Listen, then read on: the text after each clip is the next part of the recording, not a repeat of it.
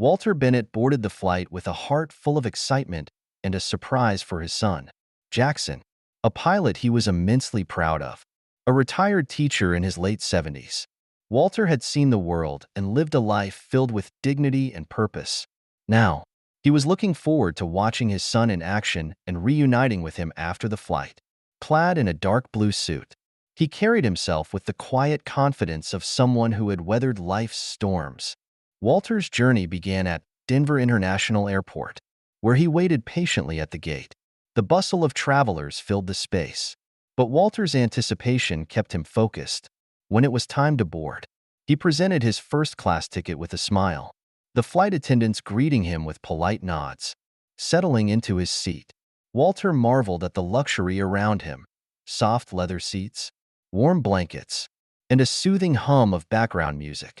As he adjusted his seatbelt, a young flight attendant named Lizzie approached with a warm smile. "Good afternoon, sir. Can I get you anything before takeoff?" she asked kindly. "A little water, if you don't mind," Walter replied with gratitude. Lizzie returned shortly with a glass of water, and Walter thanked her before taking a sip. However, another flight attendant, Tom, lingered nearby, his demeanor starkly different. Tom's gaze was cold and judgmental, making Walter feel out of place. Walter chose to overlook it, focusing instead on the excitement of seeing Jackson after the flight. As the plane taxied down the runway, Walter leaned back in his seat, gazing out the window with a soft smile. He imagined the pride on Jackson's face when they reunited. But his peaceful moment was soon interrupted by subtle shifts in the flight crew's behavior. Katie, another attendant with a forced smile, approached with a snack cart. "Would you like a snack, sir?" she asked, her tone polite but strained.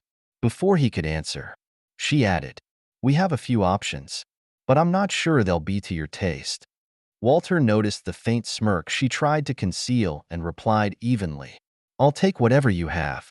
She handed him a packet and rolled her eyes as she walked away. Walter felt the stares of nearby passengers and an uncomfortable weight settling over him. As the flight progressed, the small slights accumulated. When Walter asked Katie for a blanket, she hesitated and glanced at Tom, who gave her a subtle nod before she obliged. Later, during the meal service, Katie's tone carried mock sympathy. "You might want to be careful with the lunch trays," she said with a faint smirk. "Wouldn't want to stain that nice suit." Walter's jaw tightened, but he maintained his composure. He was raised to value dignity and kindness, yet the intentional barbs from the crew made him question the motives behind their behavior. He wondered if it was his age, his appearance, or something deeper. When the meal cart finally reached Walter, Katie's actions spoke louder than words. Holding the tray at an odd angle above his head, she twisted her wrist abruptly, causing a hot dish of pasta to spill onto Walter's suit. Sauce dripped down his shoulders and collar as Katie gasped theatrically. "Oh dear, I'm so sorry," she said, her insincerity evident. Walter, his dignity tested, asked calmly, "Could you bring me a napkin?" "We seem to be out," Katie replied, rolling the cart away without another glance. Walter used his handkerchief to clean himself as best he could, ignoring the whispers and stares from nearby passengers. Tom watched from a distance, his expression hard and unapologetic. The rest of the flight passed in uncomfortable silence. Walter remained composed, his focus shifting to the thought of seeing Jackson. The anticipation of their reunion became his anchor, helping him endure the humiliation. When the plane landed, Walter stayed seated as the other passengers disembarked, gathering his belongings. He walked toward the exit, his stained suit a testament to the ordeal. Just as he approached the doorway, a familiar voice called out, "Dad?" Walter turned to see Jackson standing near the exit, his pilot's uniform immaculate. The joy on Jackson's face faded instantly as he took in his father's disheveled appearance. "What happened?" Jackson asked, his voice low but tense. Before Walter could respond, Tom appeared behind Jackson, his face pale with recognition. Katie froze, her forced smile faltering as Jackson's gaze shifted between them. "Did you two treat my father like this?" Jackson demanded, his tone icy and controlled. Katie stammered, "We didn't realize he was your father. It was an accident. Jackson's eyes narrowed. An accident? He repeated, his voice sharp. Your expressions right now tell me it wasn't. You treated my father with blatant disrespect. How do you treat other passengers? Walter placed a calming hand on Jackson's shoulder. Son, it's all right, he murmured. I'm here now. That's what matters. Jackson shook his head. No, Dad, it's not all right. This behavior is unacceptable.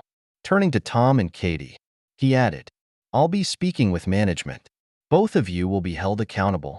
Katie's face flushed with shame, while Tom's hardened expression faltered.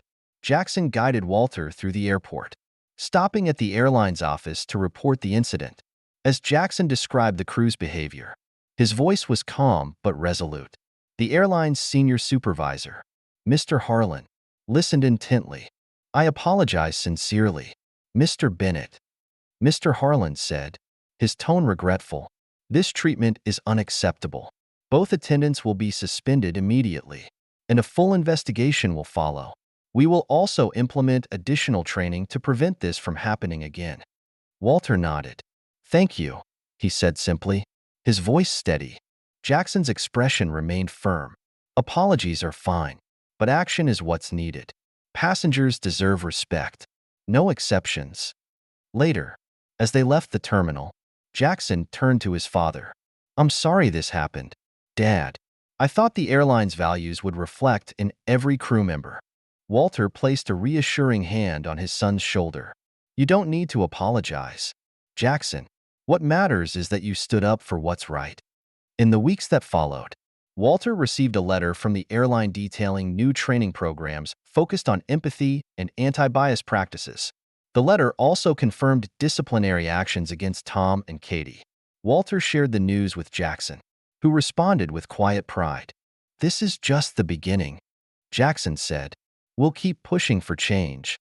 Together, they reflected on the journey that had tested their patience and principles. Through the ordeal, they found a renewed commitment to fairness and dignity, hopeful that their actions would inspire others to uphold those same values.